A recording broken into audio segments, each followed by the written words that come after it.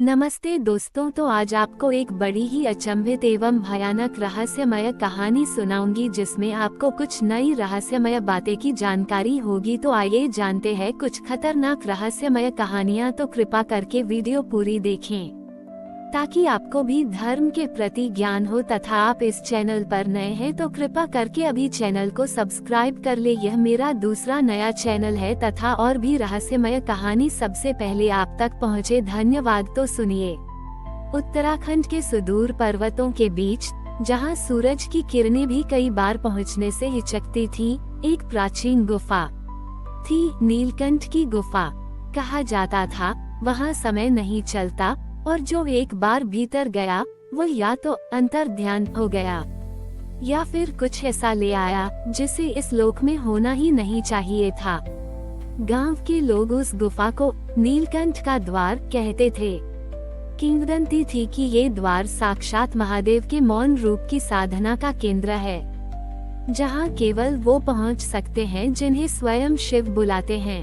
एक दिन गांव में एक अजनबी साधु आया। उसकी आंखों में गहराई ऐसी थी जैसे किसी और लोक से आया हो। वह चुपचाप नीलकंठ की ओर चल पड़ा। किसी ने न उसे रोका न पूछा, बस हवा में एक कंपन उठी। रात्रि को गांव के मुखिया को एक सपना आया। कालगति रुकने वाली है। नीलकंठ के द्वार पर फिर से तीसरा मंत्र गूंजेगा। रोक सको तो रोक लो, वरना समय स्वयं को भस्म कर देगा। अगली सुबह गांव का कुआं सूख गया। मंदिर की घंटियां अपने आप बजने लगीं और सबसे विचित्र, गुफा से धुआं नहीं, एक धीमी ओंकार की गूंज न छोटी ही कलने लगी थी। क्या नीलकंठ का द्वार फिर खुल गया है? गांव में सन्नाटा पसर चुका था। पशु पक्षी चुप थे और गुफा की ओर जाने वाला पथ, जो सदियों से निर्जन था, अब जैसे किसी अदृश्य शक्ति की हलचल से कांप रहा था। मुखिया धवल बाबा, जो शैव साधना में प्रवीण माने जाते थे, उठ खड़े हुए। उन्होंने गांव के कुछ वृद्धों को बुलाया। वेदभानु, त्रिपुंड और पाराशर, ये वे लोग थे जो पुरानी परंपराओं के रक्षक थे और जिन्हें पता था कि अगर नीलकंठ का द्वार खुला है तो कोई अत्यंत प्राचीन चेतना पुनः जागृत हो रही है। धवल बाबा ने धीरे से कहा, गुफा से जो ओंकार गूंज रहा है वह सामान्य नहीं, वह तीसरे मंत्र का आह्वान है। वह मंत्र जिसे केवल समय रक्षक ही जानता था और वह युगों पहले कालगर्त में समा गया। त्रिपुंड कांपते स्वर में बोले, यदि वह मंत्र फिर से ध्वनित हो रहा है तो इसका अर्थ है कि शिव का मौन टूटने वाला है। लेकिन क्या ये कल्याणकारी है या प्रलयनकारी? पाराशर ने कहा, हमें उस साधु को ढूंढना होगा। वह सामान्य नहीं था। उसकी दृष्टि समय को पार कर चुकी थी। गुफा के भीतर अंधेरा नहीं था, वहाँ एक शांत नीली आभा फैल रही थी। वह साधु, जिसे कोई नाम नहीं जानता था, अब गुफा के सबसे भीतर वाले भाग में था।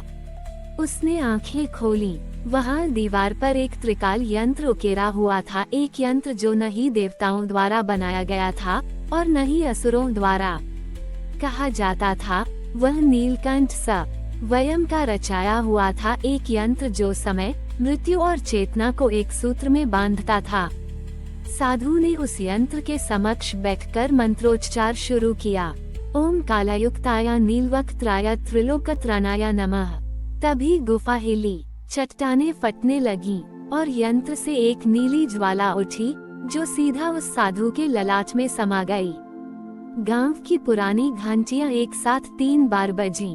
आकाश में बादल गहराने लगे, लेकिन वर्षा नहीं हुई, बल्कि धूल और राख सी उड़ने लगी। धवल बाबा चौंक उठे। अब समय नहीं बचा। नीलकंठ का द्वार पुनः खुल चुका है और यह केवल कथा की पुनरावृत्ति नहीं, बल्कि समय के शून्य का प्रकट होना है। रात्रि का तीसरा प्रहर, गांव के मंदिर की दीपशिखा अचानक बुझ गई। शिवलिंग के चारों ओर फैली राख में एक अजीब आकृति बनने लगी थी, एक त्रिकोण जिसके मध्य में 3 बिंदु चमक रहे थे।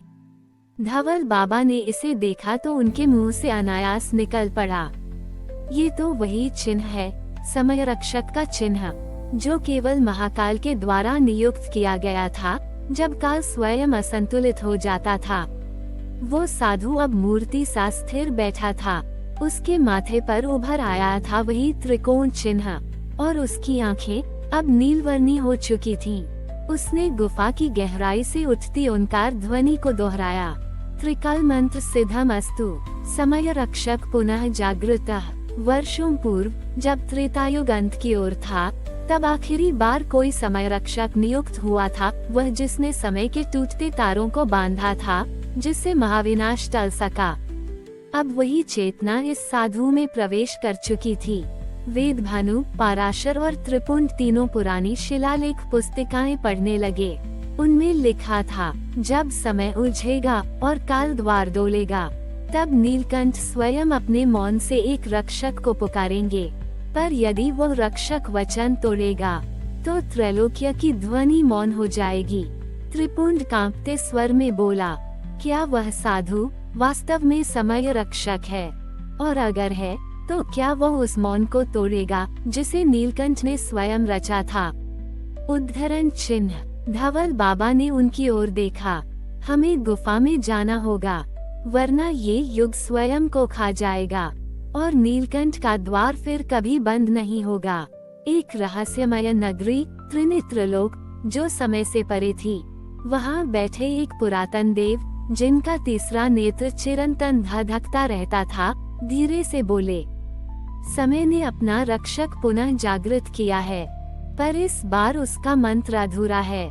अधूरा मंत्र पूर्ण विनाश को जन्म देता है। अचानक पृथ्वी पर एक मृत सरोवर पुनर्जीवित हुआ, जिसका जल नील था और गहराई अनंत। उसका नाम था कालगंगा, और वही था नीलकंठ द्वार का जल दर्पण, जो दिखाता है कि आने वाले समय में क्या छिपा है। कालगंगा एक सूखा, शापित सरोवर जो सदियों से मृत पड़ा था, अचानक नील वर्ण के जल से भर गया। पानी स्थिर नहीं था, उसमें उठ रही लहरें मानो किसी अदृश्य घटना का चित्र खींच रही थीं। गांव के सबसे बुजुर्ग पुरुष पाराशर इस दृश्य को देखकर चौंक उठे।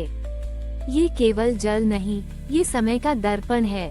कालगंगा की गहराई में भविष्य के प्रतिबिंब होते हैं, और जब वो स्वयं भरकर दिखाना शुरू करे, तो समझ लो समय अब रहस्य नहीं, शस्त्र बन चुका है। धवल बाबा, वेदभानु और त्रिपुंड तीनों को लेकर गुफा की ओर बढ़ चले। पीछे मंदिर की घंटियां लगातार गूंज रही थीं। नीलकंठ का द्वार जाग चुका था, और यह केवल आरंभ था। गुफा के बाहर एक वटवृक्ष की जड़ें टूट चुकी थीं। वहां साधारण लोगों को जाने की अनुमति नहीं थी, लेकिन अब धवल बाबा रुक नहीं सकते थे। अंदर जैसे ही वे पहुंचे, उन्हें साधु दिखाई दिया। अब वो कोई सामान्य साधु नहीं रहा था। उसकी देह पर उकेरे गए चिन्ह जल रहे थे, और उसके चारों ओर त्रिकाल मंत्र स्वयं मंत्रित हो उठे थे। धवल बाबा ने धीरे से पूछा, क्या आप ही हैं वह जिसे नीलकंठ ने बुलाया है? साधु ने आंखें खोली। उसकी दृष्टि सीधी कालगंगा के जल से जुड़ी थी। मैं रक्षक नहीं, मैं हूँ कालदृष्टा। मैं वह हूँ जो समय की भूल देख सकता है, और इस युग में सबसे बड़ी भूल होने वाली है। ... त्रिकाल मंत्र अधूरा है, और अगर तीसरा चरण पूरा न हुआ, तो नीलकंठ स्वयं भस्म हो जाएंगे। कालगंगा का जल रहस्य प्रकट करता है। सरोवर की सतह पर अचानक एक दृश्य उभरा। एक प्राचीन शिव मंदिर, जो हिमालय की गहराइयों में दबा हुआ था। उसके गर्भगृह में कोई सोया हुआ था। एक महत्पस्वी, जिसके चारों ओर विष की राख बिछी थी, और उसके मुख से एक अधूरा मंत्र बार बार गूंजता था। ओम त्रिकाल त्रिकाल त्रि। त्रिपुंड कांप उठा। ये तो वही मंत्र है जो प्रलय से पहले गाया गया था। क्या ये वही स्थान है जहाँ तीसरा मंत्र पहली बार अधूरा छूटा था? वेदभानु ने कहा, ये वही साधु है जिसे कालशिला में बंद किया गया था। अगर वह जाग गया, तो समय स्वयं को नष्ट कर देगा। तीसरा मंत्र यदि पूरा करना है, तो तुम्हें जाना होगा उस स्थान पर जहाँ नीलकंठ ने पहली बार मौन साधा था। उस स्थान का नाम कोई नहीं जानता, पर वह छिपा है कालगंगा के दर्पण में, तीसरे प्रतिबिंब के पीछे। धवल बाबा ने हाथ जोड़ लिए। हम तैयार हैं, पर तीसरा प्रतिबिंब कैसे दिखेगा? उद्धरण चिन्ह। साधु बोला, उसके लिए किसी त्याग की आवश्यकता होगी, कोई एक जो समय में लौट न सके। कालगंगा अब शांत थी, मानो उसमें उठी लहरें सब कुछ कह चुकी थीं। लेकिन उसके भीतर अभी भी कुछ छिपा था, एक तीसरा प्रतिबिंब जो अब तक किसी को नहीं दिखा। धवल बाबा, त्रिपुंड और वेदभानु तीनों जल के किनारे ध्यानस्थ बैठ गए। कालदृष्टा ने उन्हें चेताया था, तीसरा प्रतिबिंब किसी को यूं ही नहीं दिखता, ये त्याग मांगता है। जो व्यक्ति इसे देखेगा वो समय के प्रवाह में वापस नहीं लौट पाएगा। त्रिपुंड उठ खड़ा हुआ, मैं वह त्याग करूंगा। यदि नीलकंठ मौन में है तो हमें उनका मौन तोड़ना ही होगा। किसी को तो वो द्वार पार करना ही होगा। धवल बाबा उसकी ओर बढ़े, उसे रोका नहीं। उन्होंने केवल एक मंत्र फूंका, ओम शून्य नादाया स्वाहा। समय तुझमें विलीन हो और तू सत्य का दर्पण बने। जैसे ही त्रिपुंड ने जल में कदम रखा, लहरें पीछे हट गईं। उसकी देह पर चमकते हुए मंत्र रेखाएं उभरने लगीं। जल का रंग बदल गया, अब वह नील नहीं काला हो गया था और जल की सतह पर तीसरा प्रतिबिंब प्रकट हुआ। वेदभानु और धवल बाबा सांसें रोके देख रहे थे। प्रतिबिंब में एक विशाल पत्थर दिखाई दिया, उस पर उकेरा था नील मौन का द्वार। उसके सामने एक दीपक टिमटिमा रहा था और उसके पीछे एक मूर्ति जो शिव की न थी परंतु मौन के देवता की थी। त्रिपुंड जैसे ही प्रतिबिंब में समाया, उसका शरीर धीमे धीमे जल के साथ विलीन होने लगा। वेदभानु चिल्लाया, त्रिपुंड। धवल बाबा ने रोकते हुए कहा, अब वो लौट नहीं सकता, लेकिन उसने द्वार खोल दिया है। त्रिपुंड अब एक मौनलोक में था। वहाँ कोई ध्वनि न थी, सिर्फ मौन। एक विशाल द्वार उसके सामने था, जिस पर लिखा था, जहाँ ध्वनि का जन्म हुआ वही मौन अंतिम सत्य है। त्रिपुंड ने द्वार पर हाथ रखा और तभी एक प्राचीन नाद गूंजा, त्रिकाल मंत्र का तीसरा चरण तुझे ही पूरा करना होगा, लेकिन इसके लिए तू अपना नाम त्याग दे, क्योंकि समय रक्षक के पास स्वत्व नहीं होता, केवल कर्तव्य होता है। त्रिपुंड ने आंखें बंद की, मुझे स्वीकार है। अगले ही क्षण वह समय के पार चला गया। अब वह त्रिपुंड नहीं था, अब वह बना त्रिनेत्र मौन रक्षक। कालदृष्टा ने जल की ओर देखा, द्वार खुल गया है, परंतु अब हमारे पास बहुत कम समय है, क्योंकि जब मौन टूटता है तब शिव जागते नहीं, वे रौद्र होते हैं। नीलकंठ का द्वार, एक भूले हुए युग का रहस्य। अध्याय 6, त्रिनेत्र मौन रक्षक। मौन के देवता की पुकार। मौनलोक अब केवल मौन नहीं रहा। त्रिपुंड, जो अब त्रिनेत्र मौन रक्षक बन चुका था, एक विशाल नील ग्रह में था, जिसे मौनदेव का शाश्वत क्षेत्र कहा जाता था। ये स्थान शब्दों के पहले का क्षेत्र था, जहाँ केवल विचार की तरंगे थीं। यहाँ की हवा में मंत्र नहीं थे, पर स्मृतियाँ गूंजती थीं। त्रिनेत्र ने अपनी आंखें खोलीं। अब वो समय की सामान्य दृष्टि से परे देख सकता था। उसके सामने एक आकृति प्रकट हुई, एक योगी जिसके 3 नेत्रों से अग्नि, जल और आकाश की किरणें फूट रही थीं। उसकी मुद्रा अचल थी, पर वह बोल नहीं रहा था। फिर भी त्रिनेत्र को उसका संदेश अपने अंतर्मन में स्पष्ट सुनाई दिया। तू यहाँ आ गया है तो जान ले, मौन को तोड़ने का मूल्य केवल एक नहीं, 3 जीवनों का त्याग है। क्या तू उन तीनों को पहचानता है? त्रिनेत्र मौन रक्षक ने उत्तर दिया, हाँ, पहला मैं स्वयं, दूसरा वेदभानु और तीसरा शिव का मौन। मौनदेव की आंखें धीरे से बंद हो गईं और वायुमंडल में अजीब कंपन हुआ। उस कंपन से एक द्वार खुला और उसके भीतर लिपटे पड़े थे 3 शब्द। त्रिकाल मंत्र का तीसरा चरण, ओम शून्यनाथाय त्रिनेत्राय मौनवेदाय नमः। जैसे ही त्रिनेत्र ने यह मंत्र उच्चारित किया, मौनलोक में नाद फूटा, इतना तीव्र और रहस्यमय कि मौन स्वयं पिघल गया। उसी क्षण पृथ्वी पर कालगंगा के समीप धवल बाबा और वेदभानु ने देखा कि आकाश में अचानक 3 ध्वनि किरणें प्रकट हुई। कालगंगा का जल अब कांच जैसा पारदर्शी हो चुका था। उसमें अब भविष्य, वर्तमान और भूत तीनों एक साथ झलक रहे थे। धवल बाबा बोले, त्रिनेत्र ने मंत्र पूरा कर दिया है, अब नीलकंठ जागेंगे। लेकिन क्या ये जागरण रक्षक होगा या प्रलयकारी? उद्धरण चिन्ह। शिव मूर्ति जो सदियों से मौन थी। कालगंगा के तट पर जो प्राचीन शिव मूर्ति पड़ी थी, वह अचानक कंपित हो उठी।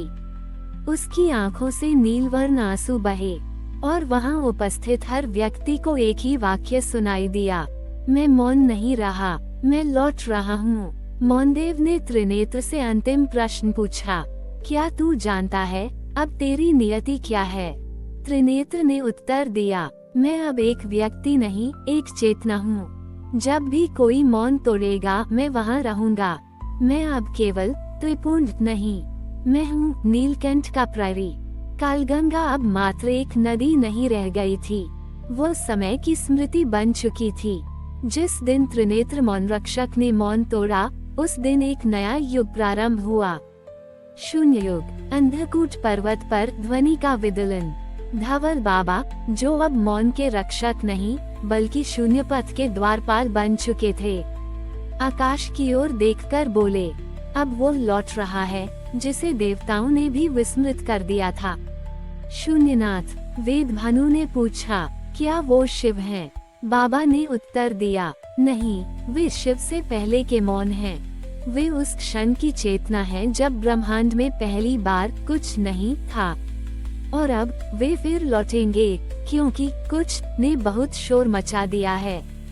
त्रिनेत्र मौन रक्षक का आह्वान। मौनलोक के छोर पर त्रिनेत्र ने एक शून्य दर्पण के सम्मुख ध्यान लगाया। ये दर्पण समय नहीं, असमय दिखाता था। उसमें दिखाई दिया एक तपस्वी जो पाताल में उल्टा लटका है। उसका मुख जटाओं से ढका है, चारों ओर अग्नि है, पर वह जल नहीं रहा और उसका नाम गूंज रहा है, शून्यनाथ। त्रिनेत्र ने उस दर्पण में हाथ रखा और बोला, यदि तुम अब भी मौन में हो तो सुनो, समय का संतुलन बिगड़ चुका है, सत्य अब दिशा नहीं पा रहा, आओ और मार्ग दो। उसी क्षण पृथ्वी फटने लगी। पाताल गह्वर के एक छोर से उठी गर्जना।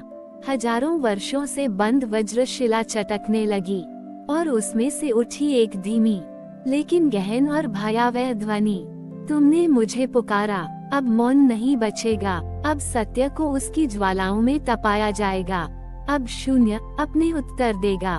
शून्यनाथ प्रकट होते हैं। त्रिनेत्र के समक्ष अब एक छाया साकार हुई, ऊंचाई में अनंत और मौन में अपरंपार। उसके नेत्र नहीं थे, वहाँ अंधकार था। उसका वाक्य पूरा ब्रह्मांड सुन सकता था, पर कोई उसका अर्थ नहीं समझ सकता था। मैं लौटा हूँ, लेकिन तुम्हारा संसार अब मौन के योग्य नहीं रहा। अब वो केवल शून्याग्नि से ही शुद्ध हो सकता है। त्रिनेत्र ने सिर झुका लिया। मैं तैयार हूँ, आने वाली घड़ी। कालदृष्टा ने चेतावनी दी, शून्यनाथ का जागरण शिव की परीक्षा है, और यदि शिव मौन रहे तो ये पृथ्वी शेष नहीं रहेगी। अब केवल एक समाधान है, नीलकंठ का अंतिम द्वार खोलना। शून्यनाथ अब मौन नहीं थे। उनकी उपस्थिति से वायुमंडल स्थिर हो चुका था। समय की गति उलट रही थी और दिशाएं अपने अर्थ खो रही थीं। त्रिनेत्र मौन रक्षक ने जब शून्यनाथ को पूर्ण रूप में देखा, तो उसकी तीसरी आंख से एक नील ज्योति फूटी, जो आकाश में चढ़कर सीधे गंगा के उद्गम स्थल पर जा गिरी। वहाँ स्थित था नीलकंठ का अंतिम द्वार। ये द्वार क्या था? ये द्वार पत्थर से नहीं बना था, यह मौन और वेदना की ऊर्जा से रचा गया था। इस द्वार के भीतर शिव का वह रूप सोया हुआ था, जो केवल एक ही शर्त पर जागता था, जब कोई मौन स्वयं को त्याग दे और शून्य को अपनाए। धवल बाबा की घोषणा, समय का अंत समीप है। धवल बाबा बोले, अब यदि ये द्वार न खुला तो शून्यनाथ अपनी शून्याग्नि से सब कुछ भस्म कर देंगे, स्मृति, धर्म, भाषा, यहाँ तक कि सत्य भी। वेदभानु कांपते स्वर में बोला, पर ये द्वार तो किसी मानव के बलिदान से ही खुलेगा ना। बाबा ने मौन होकर उसकी ओर देखा और बस इतना कहा, बलिदान नहीं, स्वयं का विसर्जन, उसे सब कुछ त्यागना होगा, यहाँ तक कि शिव को भी। त्रिनेत्र का निर्णय। त्रिनेत्र मौन रक्षक अब पूर्ण मौन में था। उसके नेत्रों से आंसू नहीं बल्कि मंत्र टपक रहे थे। उसने एक वाक्य उच्चारित किया, मैं नहीं चाहता शिव जागरें, ... मैं चाहता हूँ कि मौन ही उन्हें जगा दे। और उसने अपना त्रिनेत्र स्वयं द्वार पर अर्पित कर दिया। जिस क्षण उसकी तीसरी आंख द्वार से स्पर्श हुई, पूरा ब्रह्मांड एक क्षण के लिए मौन हो गया और फिर द्वार से एक गहन नील प्रकाश फूटा। उस प्रकाश में कोई आकृति उभरी नहीं, बल्कि सब कुछ उसी में समा गया। एक स्वर उभरा, मैं हूँ वह जो मौन के पार है, वह जो अग्नि से पहले था। अब मैं नीलकंठ नहीं, अब मैं शून्यकंठ हूँ। शिव जाग चुके थे, पर यह शिव पहचाने जाने वाले शिव नहीं थे। ये वह प्रलयनकारी नीलकंठ था जो केवल अंतिम युगों में प्रकट होता है, जब सृष्टि को एक बार फिर शून्य में लौटना हो। अंतिम वाक्य। शून्यनाथ ने शिव को देखा और सिर झुका दिया। शिव बोले, अब ना शून्य रहेगा ना मौन, अब केवल सत्य का उजाला। मैं लौट आया हूँ अग्निशून्य के रूप में। शिव अब अग्निशून्य के रूप में प्रकट हो चुके थे। ये वह रूप था जिसे ब्रह्मांड की सबसे प्राचीन स्मृतियों में भी केवल एक चेतावनी के रूप में वर्णित किया गया था।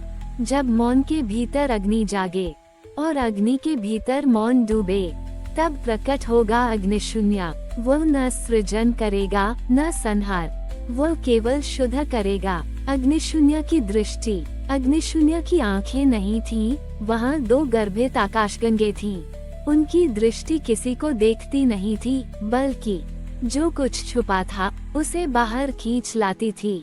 शून्यनाथ, जो स्वयं मौन के स्वामी थे, अब उनके सम्मुख मौन नहीं रह सके। उन्होंने कहा, मैं वह था जो सबके पहले आया, पर अब तुम्हारे सामने मैं भी शून्य हूँ। त्रिनेत्र मौन रक्षक की बलि। त्रिनेत्र अब जीवित नहीं था, उसका शरीर नहीं जला, बल्कि मंत्रों में परिवर्तित हो गया, और वे मंत्र स्वयं कालगंगा बन गए। अब वो गंगा नहीं रही, बल्कि समय का बहाव बन चुकी थी, जिसमें जो उतरे वो अपने भविष्य और अतीत दोनों को देख सकेगा, पर एक शर्त पर, यदि वह अपने अस्तित्व को त्यागने को तैयार हो। अग्निशून्य ने पृथ्वी की दिशा में देखा, वह भूमि जहाँ पाप, पुण्य, धर्म, अधर्म सभी भ्रम बन चुके थे। उन्होंने कहा, अब सृष्टि को निर्णय लेना होगा। क्या वह मौन को चुनेगी या शून्यता को? क्या वह समय को अपनाएगी या उसे जला देगी? फिर उन्होंने अपने करकमलों से 3 अग्निमंडल रचे। 1. प्रथम अग्नि जो मृत्यु को शुद्ध करेगी। 2. द्वितीय अग्नि जो स्मृति को पुनर्लेखित करेगी। 3. तृतीय अग्नि जो देवताओं को भी उत्तरदायी बनाएगी। जो भी इस अग्नि को पार कर सकेगा, वही नए युग का निर्माता कहलाएगा, वही शिव का उत्तराधिकारी होगा। और अंत में वेदभानु, जो अब कालगंगा के तट पर अकेला बैठा था, उसे दूर क्षितिज में एक तपस्वी आता दिखा। उसके सिर पर भस्म थी, कंठ में नाग, लेकिन नेत्रों में अग्निशून्यता नहीं, बल्कि करुणा थी। उसने कहा, अब कथा आगे नहीं बढ़ेगी, अब कथा स्वयं को लिखेगी, और तू वह श्लोक बनेगा जिसे भविष्य में शून्य वेद कहा जाएगा। अग्निशून्य अब मौन हो चुका था। शिव का वह रूप जो न सृजन था न संहार, अब मध्य में स्थिर हो गया था। शून्यनाथ ने अंतिम बार धरती को देखा। वेदभानु, धवल बाबा और त्रिनेत्र मौन रक्षक की स्मृतियाँ अब शब्दों में नहीं, मौन में जीवित थीं। कालगंगा अब गंगा नहीं रही, वो एक अंतर्घट बन चुकी थी, जो प्रत्येक आत्मा के भीतर बहती थी। स्मृति और विस्मृति के मध्य शिव की वाणी एक अंतिम बार गूंजी, न आकाश में न पृथ्वी पर, बल्कि हर जीव के भीतर। मैं कभी गया नहीं था, मैं कभी आया भी नहीं, मैं वही हूँ जो मौन के पार, अग्नि के मध्य और शून्य की सांझ में है। नीलकंठ अब द्वार नहीं, स्वर बन गया है। जो सुनेगा वह स्वयं द्वार बन जाएगा। और फिर शिव विलीन हो गए स्वयं में। शून्यनाथ शांत हो गए काल में। त्रिनेत्र की तीसरी आंख बन गई शिवसूत्र। और वेदभानु ने अंतिम बार आंखें खोली तो उन्हें कुछ नहीं दिखा, क्योंकि अब देखने जैसा कुछ बचा नहीं था। सृष्टि मौन थी, मौन ही सृष्टि था। हमारी और भी आध्यात्मिक एवं अनोखी कहानियाँ देखने के लिए हमारे चैनल पर जाए तथा धार्मिक एवं पौराणिक अनोखी कहानियाँ हमारे चैनल पर है। कृपया जाके देखें तथा हमारे चैनल को सब्सक्राइब करके रखें और वीडियो लाइक जरूर करें। धन्यवाद।